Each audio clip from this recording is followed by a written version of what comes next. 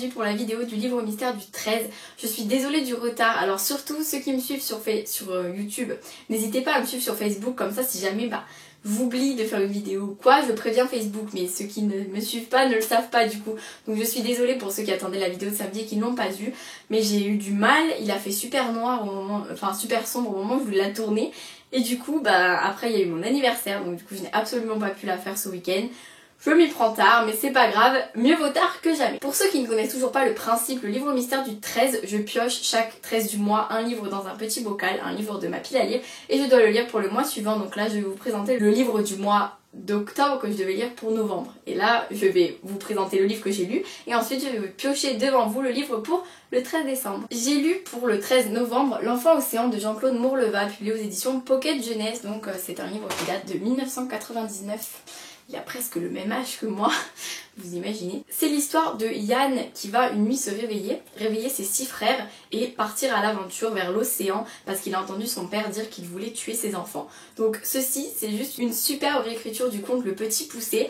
On se retrouve du coup avec les 7 frères qui fuient la maison parce qu'il y a leur père qui veut les tuer, qui se retrouvent sur le chemin et qui vont croiser plein de personnes. Et en fait, dans l'histoire, chaque chapitre est raconté par une personne qu'ils vont croiser, mais pas par eux-mêmes. C'est juste génial parce que du coup, déjà, on a le style littéraire qui va changer à chaque chapitre. Parfois, on va voir des gens qui sont de la campagne, ou d'autres gens qui parlent avec un langage très soutenu, ou d'autres gens qui ont leur propre langage. C'est vraiment très sympa à lire, très agréable. C'est aussi horrible, on se rend compte de la cruauté des gens. C'est juste un drame, ce roman.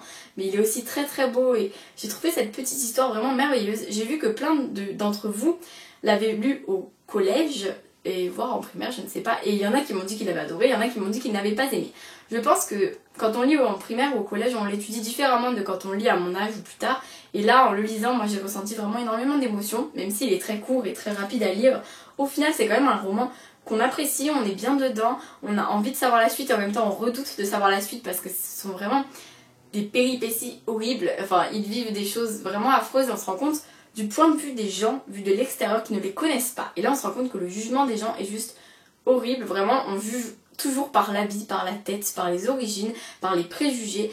Et j'ai trouvé ça génial de lire ce livre parce qu'au final même moi, je ne suis pas parfaite, je suis comme tout le monde, j'ai des préjugés parfois sur des gens, j'ai parfois des idées qui sont fausses je pense, ou que je ne devrais pas avoir, mais là en lisant ce livre je me suis vraiment rendu compte que, bon déjà je me suis rendu compte qu'il y a pire que moi, parce que là les gens on se dit waouh comment ils peuvent penser un truc pareil alors qu'ils voient des enfants mal habillés, démunis, ils se disent quoi? Tout de suite ils vont leur donner les origines, je ne dirai rien, mais ils vont leur dire oh eux ce sont des... Bref, peu importe, ils vont me voler, ils vont venir me demander machin, c'est des fouteurs de merde, entre guillemets, désolée pour l'insulte, mais en gros on va les juger juste par leur habit et par leur tête et je trouve ça horrible parce que ces enfants ils vivent juste l'horreur.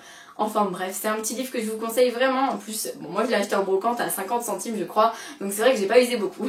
Mais c'est un Pocket Jeunesse donc il doit pas être cher non plus. Il est vraiment sympa, alors si vous voulez découvrir cette histoire, je vous la conseille. C'est vraiment un petit roman qui m'a fait passer un bon et en même temps un horrible moment. Voilà. Je secoue donc la petite boîte et je vais piocher le prochain livre. Comme d'habitude, si c'est un livre trop énorme, je peux repiocher parce que c'est vrai que là, surtout ce mois-ci avec le salon de Montreuil, je peux vous dire que ça va être chargé. On va voir sur quoi on tombe. J'ai trentaine de papier collé ensemble. Ça c'est pas possible. Je pioche une place à prendre. On va mettre en mode replay parce qu'une place à prendre, vraiment trop gros pour le mois de novembre là vraiment. Ça va pas le faire donc du coup, je m'autorise à repiocher. Je suis une tricheuse.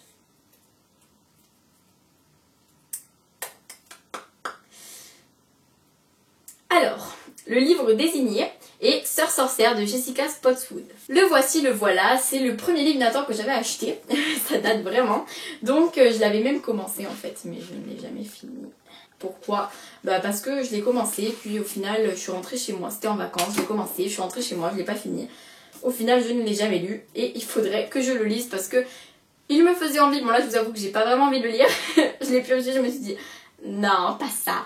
Enfin bref c'est pas grave, je le lirai quand même parce que apparemment il est bien, il y a de très très bonnes critiques. Et si j'ai le temps, je dis vraiment si j'ai le temps parce que là ce mois-ci, je sais pas si je vais réussir mon défi du 13, surtout que je pioche en retard vu que je tourne la vidéo en retard. Donc du coup le livre que je pioche j'ai moins de temps pour le lire. C'est vraiment pas cool, mais c'est pas grave, on va essayer. En tout cas, donnez-moi vos avis sur ce livre pour me motiver s'il vous plaît, parce que j'ai vraiment besoin de motivation pour le sortir enfin de ma pile à lire. Voilà, la vidéo est terminée, on se retrouve dans un mois pour le nouveau livre Mystère du 13. Cette fois-ci j'essaierai d'être à l'heure, je vous promets, de toute façon il n'y aura pas mon anniversaire, donc normalement non, il n'y a pas de risque, donc du coup ça devrait être à l'heure. On se retrouve très très vite pour 2 vidéos qui devraient vous plaire. La première c'est pour vous parler de Montreuil, parce que je vais y aller, donc vous parler de mon programme, des gens que je voudrais voir, des conférences auxquelles je voudrais aller, surtout de savoir si vous aussi vous y allez, j'ai trop hâte.